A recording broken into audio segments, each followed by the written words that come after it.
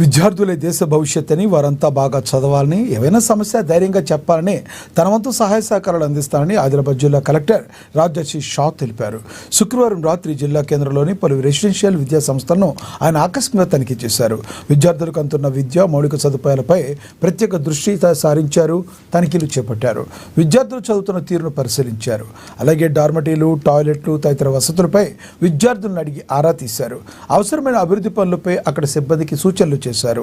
అనుకుంటా మహాత్మా జ్యోతిబా ఫులే రెసిడెన్షియల్ పాఠశాలలో డ్రైనేజీ సమస్యలు, రోడ్డు సదుపాయం లేకపోవడం, వీధి దీపాలు లేమి వంటి అంశాలను గమనించిన కలెక్టర్ సంబంధిత అధికారులతో చర్చించి తక్షణమే ప్రత్యామ్నాయ ఏర్పాట్లు చేపట్టాలని ఆదేశించారు.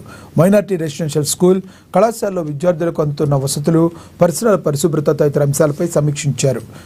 అలాగే విద్యార్థుల భద్రత, అభ్యాసం, మౌలిక వసతుల మెరుగుదల కోసం అధికారులు నిరంతరం నిఘా ఉంచాలని, అవసరమైన చర్యలు వేగంగా చేపట్టాలని సూచించారు.